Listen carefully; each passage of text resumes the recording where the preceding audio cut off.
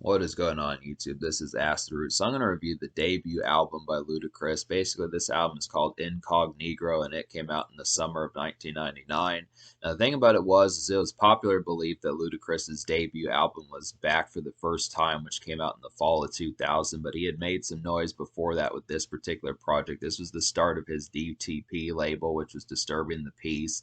He was kind of affiliated with Timbaland back in 98, 99, and he went by the name DJ Lova Lova for a while, but he got into the music industry and started doing stuff, and this is the actual debut of it. So Ludacris had been around since at least the 90s, was working on this project throughout 98, 99, and such. That's kind of the thing. But I look after it, like, the thing about this project is it's basically the same album as Back for the First Time, but it just has three songs. I'm reviewing this because it has three songs that are not on Back for the First Time. So it's basically enough to be able to say that there's actually some extra stuff by Ludacris to warrant purchasing it. I would say, like, there were some songs on Back for the First Time that are new on that one too, that are not on this particular album, but it's kind of like an amalgamation of both formats to go ahead and get both. If I were to recommend, I would say that Incognegro is actually pretty good. I mean, I remember back in like 2015 when I reviewed Back for the first time, I kind of gave it a poor score, but I would probably up that score nowadays just because there's a lot of beats on here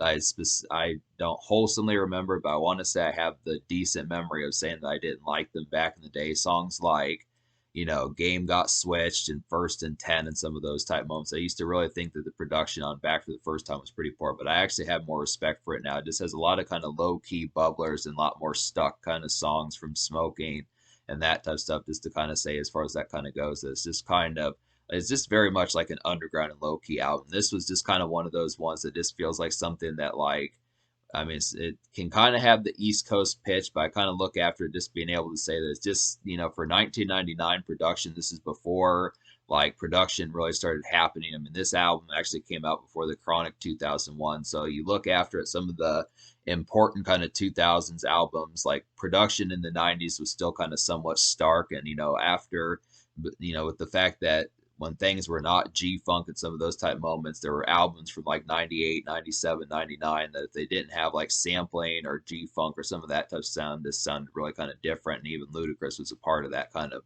production. But I feel like, his initial albums, like Word of Mouth, I would definitely say did not struggle with production. But a lot of these, like on Back for the First Time and Incognegro, just have a different kind of orientation of a beat. And it's just kind of the same thing with other 90s records, like even thinking about Eminem on like the Slim Shady LP, it was just kind of more stark productions compared to some of the stuff that he would do Marshall Mathers LP forward and stuff. And it just kind of happens to be a thing. But to look after it, there was enough goodness on here. I do feel like this is a warranted purchase to kind of go ahead and get. And the new songs, or the songs that aren't found anywhere else, for the most part, are pretty good.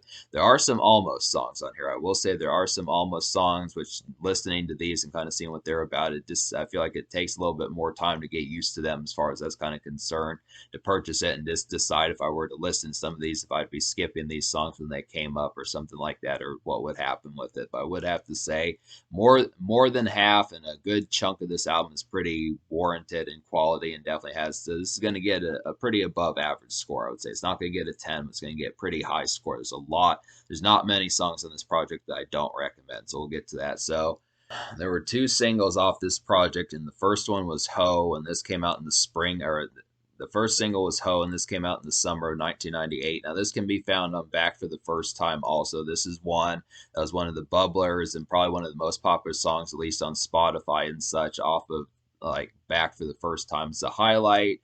It was just kind of like a street single almost when Back for the First Time came out later. That was one that kind of had popularity throughout Ludacris. That's one that had popularity throughout Ludacris's early career and such. That's kind of the thing. But Ho is basically like Ho is basically like an underground skeezer bop, I would definitely say. It's got some nice pizzazz about it, and it's a typical vintage Ludacris bubbler, I would say, and it's a good evening gem. Just has the right hook, right kind of comical kind of energy, and right approach. Just kind of flabbergasting kind of appeal as far as that kind of goes. It's typical Ludacris from like his early days, Chicken and Beer, Word of Mouth, Back for the First Time, that type of stuff, when he was having those punchlines and humor and some of those type moments, and just kind of like punctual kind of appeal, this really in your face type stuff as far as that kind of one. It's just a nice one for that sort of thing. It's the Skeezer songs I would definitely say for, women kind of more hoish and that type of stuff, for Skeezer, some of that type moment just kind of has that appeal, just kind of more kind of just that standard sleaze as far as that kind of goes. But it is a nice song, a really real hooky and catchy, I would say. The second single is What's Your Fantasy? And the thing about this one is I feel like it's kind of odd to kind of convey this as like a single off of Incognegro, because it felt more of like a single to Back for the First Time, because the Wikipedia says that this was released as a single in September 2000, which is about the same time that Back for the First Time came out. So it's just kind of odd to have that kind of be a single off this one. I think it felt kind of odd because Ludacris took some time off. Like it felt like if Ho was really released in like the summer of '98 and it took 2.5 years for the next single to be released, I felt like this particular album just kind of had like some kind of after effect kind of appeal towards it where it was kind of popular. But I think really Back for the First Time, between like the hit single What's Your Fantasy and then the other one, which was kind of Southern Hospitality, that really helped bolster this project. But Ludacris was just kind of more off to the side and underground around this time. So it's this kind of concept where this is a good song, but it just felt like this was more of a single from Back for the First Time. But I'll go ahead and talk about it. So What's Your Fantasy is a ladies cut with some jive.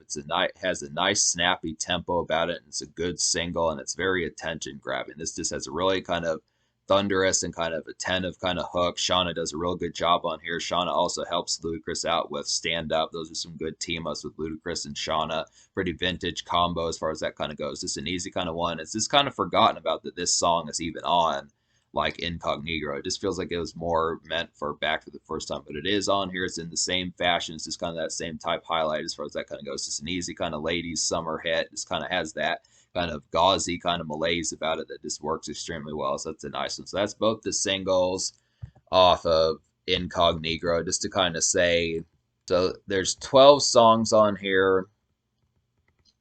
There's 16 songs on here, 4 skits. That narrows it down to 12 songs. And out of those 12 songs, I wound up recommending 7 plus 3 almost songs. So that's actually quite a bit. So that would basically mean that the only 2 songs I didn't full-blown recommend would just be You Got a Problem. And the only 2 songs I don't recommend on here would be You Got a Problem and Mouthing Off. So You Got a Problem has one of the worst beats on here. I can't really see this as being a very attentive song to even want to rap to. It just has a pretty horrid piano beat, and it just kind of draws the wrong kind of energy to the song. So it's pretty like terrible way to kind of kick off the album. I would feel like it's just not one that really is very attentive and attention grabbing as far as like the first song that you hear once the album kicks off. So that's kind of the thing. And then Mouthing Off is just kind of like a more boombox kind of song, something that like you'd get from like Mouthing Off is just kind of like a boombox kind of song. Just really feels like the sort of stuff that rappers kind of did in the 80s, where you just would have the boom, that type stuff as far as that kind of goes. But it's just, I don't really like that concept as far as just having more kind of people made beats. As far, I would have preferred just an actual instrumental or something like that could have been it. This is not a really good rendition of something that could have been done for a rap song. So I didn't appreciate that one. But yeah, to talk about the 7 songs on here, and then we'll talk about the almost song. So I feel like Game Got Switched is a real nice one. This is a sports game, kind of out and about song. Has some real out and about flashiness about it. It's a good jive and turned up kind of song, and it's a great song to get cranked to. So this is definitely one, or if you're at like a football game, something like that, just out and about in like the summer heat, just kind of more jive with like seeing stadium lights and some of those type moments. This is good for that kind of out and about kind of flashiness about it, I would definitely say.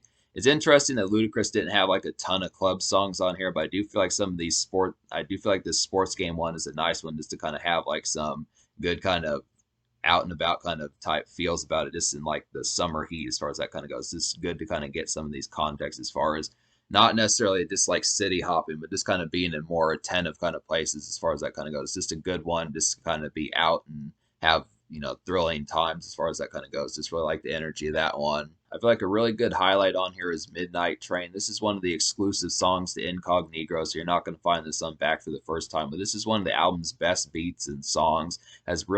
It has really kind of a lazy, low keys kind of beat, low piano keys or something like that on there. It's an evening kind of summer malaise type gem, I feel like, and it's unlike normal Ludacris. This is just kind of an unexpected one from him. It has like a different kind of malaise. It just really feels kind of like summer stretching, just kind of sprawling kind of tune that's just interesting kind of get. It's just a real kind of lazy countryside type tune that works pretty damn well. but definitely kind of have to say it's just a nice one. I feel like a highlight that I remember from Back for the First Time that's also a pretty nice one on here is Catch Up. This is a low key kind of smoke a few cut. It's got a UGK type beat and it's just some Southern fried goodness and it's a good album cut. The song is about not giving a shit about smoking too much and just kind of being more rowdy and unpunctual as far as that kind of goes. I just would have to look after. It's just an overall highlight. And it's just kind of one, this is one that can kind of be in the club. This is kind of like a low key kind of bubbler, I would definitely say, but I like the concept. I like the concept about it just because it just has like such a looming and kind of catchy kind of beat. I definitely feel like the production on here is pretty nice. So this is just one that's not quite as underground and quite. This one's a little bit more immediate compared to some of the productions on here. This is definitely one of the better ones. I originally thought that this is one of the new songs from Back for the First Time, but it was on this album too. Kind of like What's Your Fantasy? These kind of feel secret songs almost, but they were on this album, so this is kind of the thing. But Get Off Me is a nice one. This has Pastor Troy on here, which is kind of a good pair up. I wasn't expecting Ludacris to do a song. I mean, they really haven't done many songs since this point, way back in 1999. So it'd be good to get another Ludacris and Pastor Troy just because he was one of the original ones that fucked with Ludacris and stuff. This is like a real super smoke heavy kind of bop. It's just a rowdy kind of song. And it's a solid house party cut, I would say. And it's just got some nice noise and jive about it. This is one of the more rowdy songs. Kind of Get Off Me is pretty similar to Move Bitch and Stand Up and some of those type ones. Ludacris used to really make those kind of push him out the way type songs, just get out my way, some of that type shit as far as that kind of goes. Just some good highlights to kind of get that sort of thing. Definitely like the concept of some of these more rowdy Ludacris songs. I definitely feel like it's a pretty good highlight. It just is kind of one that's not quite crunk, but does have the same noise as that sort of atmosphere as far as that would kind of go. Yeah, I would say that like Get Off Me is kind of a crunk song, but just kind of in a more house party sense. It's just a lot more low key and local, I would definitely say, but it's the same kind of noise that you would get from that sort of thing. So that's just a nice one. And Hood Stuck. Hood Stuck is a low key bubbler. This is some Traverse Sleeves. It's a good smoke one song, and it's just got some festive jive about it. This is kind of one that's kind of another one of those underground type beats that just is not quite as immediate, kind of similar to Game Got Switched and Get Off Me and some of those type ones like It Wasn't Us and some of those. I just feel like the production is just very kind of minimalist. It's not quite wholesomely minimalist, but I'd say it's probably about 55-65% minimalist in terms of the catchiness of some of these. Like I feel like songs like Catch Up, What's Your Fantasy, Ho, and Midnight Train have a lot more immediate appeal, but some of these are just kind of more bubblers in a lot of senses, and Hood Suck's definitely one of those that does that. It's just kind of a good gem from Ludacris, but it's just not sheerly immediate in like the concept, but it is a really good smoke several swishers kind of tune, I would say, as far as that kind of goes. So yeah, I would say that about takes care of it in terms of the songs I recommend. But talk about some of these almost songs, like I feel like First and 10, which has to talk about First and 10, which has I-20 on there and Lil Fate. This one's kind of a mixtape 2000 style type cut. So this is kind of like a primer to the sort of style that would happen just throughout the 2000s decade. When you think of like Don Cannon type beats and that type of stuff, it's a very much East Coast bop, and it's kind of a city weaving type song, and just some good evening life, I would definitely say. It's just really kind of one that just feels just like a mixtape, something that Lil Wayne, or is this something that Jeezy or Lil Wayne or Jadakiss would do, or Birdman would do, something like that, just with that Don Cannon type style and DJ Drama type style. This really kind of feels like ripped out of 2005 or 2006, which is surprising because this came out in 1999. So this is just a real kind of glitzy kind of one that's just typical mixtape fare. It's interesting that that sort of sound was as far back as 98, 99. But the reason why it's an almost song is just because I just question how long it would take to listen to the song. If I were to purchase this project, I wonder how many times I would listen to it and not skip the song. I just kind of question like the concept as to how often it would be like one I would actually sit for. I mean, it's a good song, and I do like the production. I do like the lyrics on the song, but it's just not. I mean, some of these, like I was saying, with them not having the immediate kind of flash, it's just one where I could listen to, but I don't know.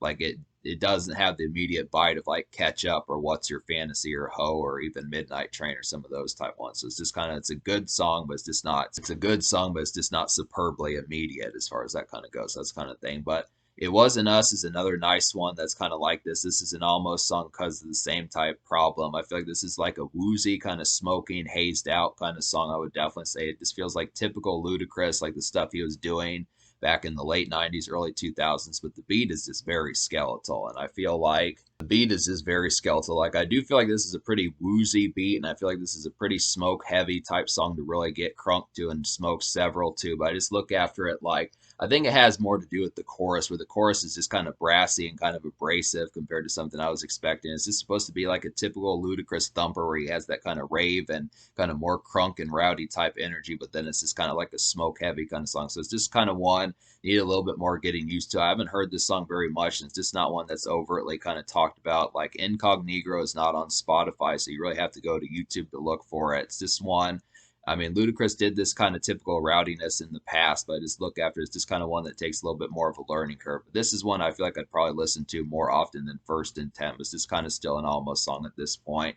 And then Rock in a Hard Place. And then Rock in a Hard Place kind of has like a gloomy type beat. I would definitely say this is some ruminating Ludacris. This is a ruminating Ludacris cut. It's kind of moody and bleary day after hours malaise, I would say.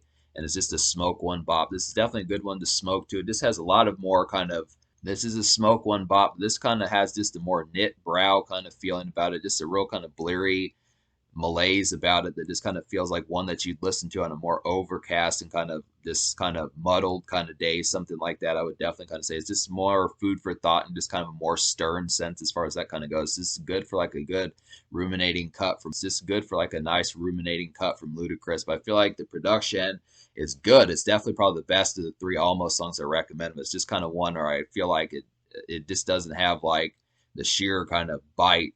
I feel like this song was a good ruminating Ludacris cut, but I just feel like in terms of the compellingness of it, I just would have to get used to it a little bit more to see like the overall appeal of it. It's one I'd have to listen to a little bit more in and out to see what's up with it, and just to see how many times I would really be like, damn, this is fucking dope, that sort of stuff as far as that kind of goes. But so yeah, for me to talk about this, so basically me liking at least 7 songs out of 12 plus 3 almost songs, which would be basically about, 9.5, 10, 10.5 out of 12. I feel like me liking at least 7 out of 12 of the songs on here would be a little bit more than half. That's like 65% territory. But then getting the 3 almost songs, that puts it at 10 out of 12, which if I did like 10 out of 12 songs, that would be a 10 out of 10. So me liking approximately 10 songs out of 12, I would go ahead and give this album like an 8 out of 10. I'm going to give it an 8 just because I do like the stuff on here.